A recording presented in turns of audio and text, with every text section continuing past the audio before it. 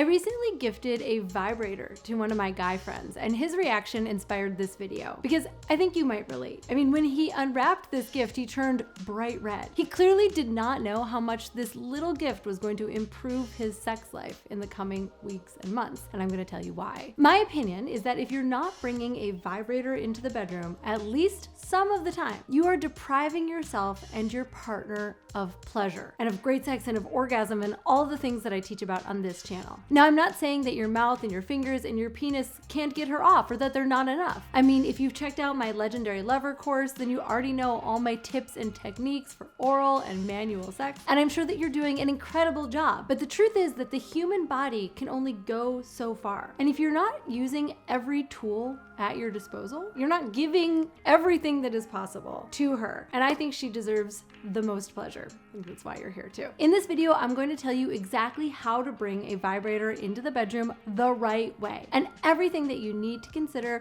before bringing in this little assistant for some extra help. Follow these steps to give her maximum pleasure and to give yourself the skyrocketing confidence that comes with the satisfaction of watching her melt into orgasmic puddles of bliss right in your hands, begging you for more. That sounds pretty good, right? Before we talk about how to introduce a vibrator into the bedroom, let's go over why you should be doing this.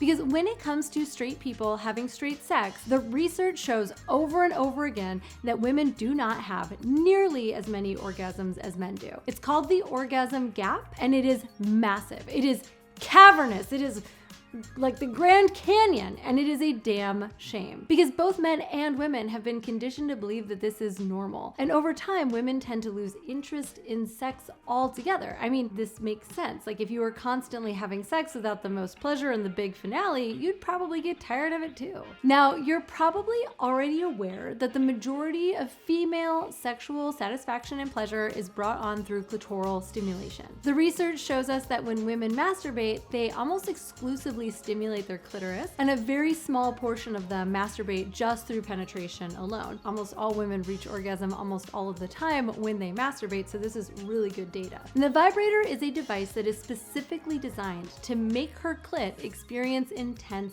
stimulation, pleasure, and thus orgasm. And incredible as you are at head, and I'm sure you are, and amazing with your fingers too, and so good at touching her, you just cannot compete with a vibrator. It's because it's a toy that was designed to do this one thing. And trust me, the vibrator cannot compete with you in literally every other department. So even if you're able to consistently make her come, most women could be experiencing regular, big, and multiple orgasms during sex with the help of a vibrator. And bringing a vibrator into the bedroom shows her that you really give a shit about her pleasure. It shows her that you're comfortable with experimenting, that it turns you on to see her in pleasure, and all of these things are not only incredibly hot, but they strengthen your relationship beyond just the bedroom. So now that we've discussed why you should bring a vibrator into the bedroom, let's talk about specifically how. Here is my step-by-step guide. Number 1, talk through it. Bringing a sex toy into the bedroom for the first time can feel vulnerable, uncomfortable, intimidating. And the first step is to explore the reasons why in conversation together. So if you're feeling a little shy or uncomfortable with the idea yourself, it's important to interrogate those feelings for you first. Are you feeling like bringing in a little extra tool makes you feel inadequate? Like you're not able to get her there on your own? And this is a super common insecurity, and one that I seriously encourage all men to work through on their own. Because the thing is that it's bullshit. It doesn't mean anything about you. I mean, imagine if you were only having sex by touching the area around your penis and not the penis itself. That doesn't sound that pleasurable, right? Her clit is the analogous organ to the penis. Like, it's pretty much the head and the foreskin and the shaft of the penis, at least the skin. So if you're not giving it any attention, how good do you think sex is going to feel for her? I mean, and what the does that have to do with whether or not you're man enough or adequate? It's got nothing to do with your manhood or your capability as a lover. It's just anatomy. So as you enter this conversation, try to focus less on what you potentially feel like you're losing and focus instead on what you're going to gain by bringing a toy into the bedroom. I mean, bringing a sex toy into your bedroom doesn't mean that anything is missing from your sex life. life. It just means that you're bringing in even more. Men who are confident with using everything they have at their disposal are viewed by women to be more confident, more secure, and more desirable. And I guarantee that no woman would ever judge you for bringing more pleasure to her life. I mean, quite the contrary. It'll only make them want to share even more of their sexuality with you. So once you've sorted out your own hangups, it is important to bring her into the conversation as well. In the same way that some men are insecure about not being able to make their women come regularly, most women are insecure about the fact that it's hard for them to get there. Many women feel like they're broken because they can't just come on demand in 7 minutes or less. They think that something is wrong with them. And a lot of women are scared of letting go and truly experiencing the kind of wild, expansive pleasure that their bodies are capable of. So if she's a little shy, try starting by encouraging her to maybe touch herself, stimulate her own clit while you're having sex. Make sure that she knows that you find this sexy and that your commitment is to her getting off, no matter how long it takes or what she has to do in order to get there. You can try fingering her while she touches her clit, or you can have her touch herself while you're inside of her. By doing this, you can work your way up to making sure that you're both comfortable to bring in a little friend. And honestly, for some women, bringing in a toy is gonna feel more comfortable than touching themselves with their fingers anyway. This might take a little bit of guesswork and going back for the two of you. But if this feels like a challenge, just remember that me and my team of coaches are always just a click away, and so many couples can benefit from a bit of personalized coaching to help them get open and be ready to have the best sex of their life. So if that sounds like you, I'll attach a link to the Caitlin V coaching team application below. All right, step 2, find the right vibrator for you. As someone who owns 5 drawers in a closet full of sex toys, this is a pretty exciting step. Let me just share my enthusiasm. You see, vibrators come in all different shapes and sizes and colors and textures, and you wouldn't believe the variety. Every woman and every couple is going to have a different preference.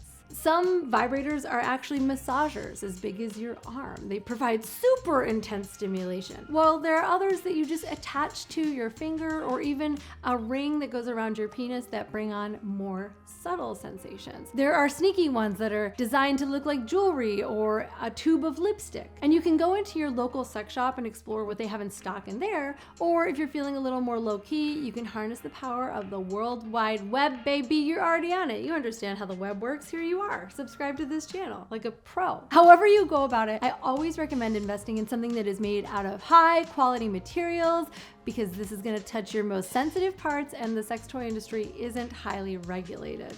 Anyway, think about the shopping part of this as a fun exploration. You know, it's an investment in your pleasure. They certainly make some really cheap ones, but they can be, you know, over $100 as well. So explore your options together until you find something that excites you both. And if you go into the description of this video, I've included some links to some of my personal favorites, some of which are affiliates, some are just ones that I love. Trust me, there's no right or wrong place to start. Wherever you decide on is sure to help her get to finish.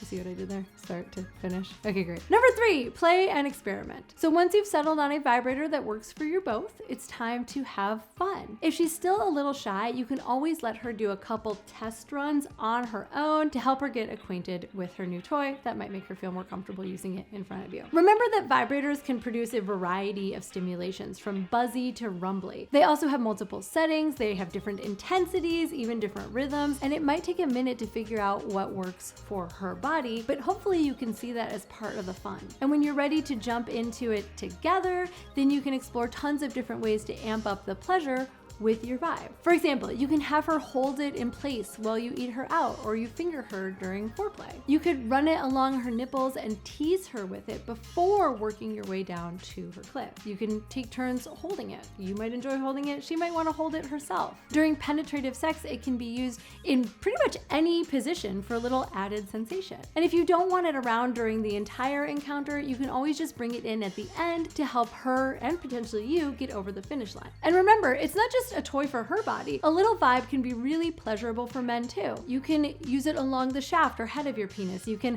press it into your taint. You also have nipples, my friend. Don't limit yourself in your exploration. Be open to all of the amazing ways that this toy can add pleasure. And remember, don't stop if it doesn't work right away. Like I said, there are so many different types of vibrators, and it might take a couple tries to figure out what really works best for you. On top of that variety is the spice of life, and it can be really hot to have a little collection to go through depending on your mood. Or, of course, when one of them runs out of batteries at the worst possible moment, it can be really nice to have a backup. Take this from a professional. Remember that this is a journey, not a destination, so take it slow. Remember that sex is supposed to be fun and feel good, and if you make pleasure the goal, you will be satisfied with wherever you end up. If you want my extra spicy teachings on how to pleasure a woman, please be sure to check out my Yoni massage course, where I do live demos on real women showing you exactly how to touch a woman for her ultimate pleasure. I'm Caitlin V. Thank you for watching. Don't forget to subscribe, and please let me know in the comments what you think about your own personal experience or tips that you have from times that you've brought vibrators into your bedroom. I'll see you here next time. Bye.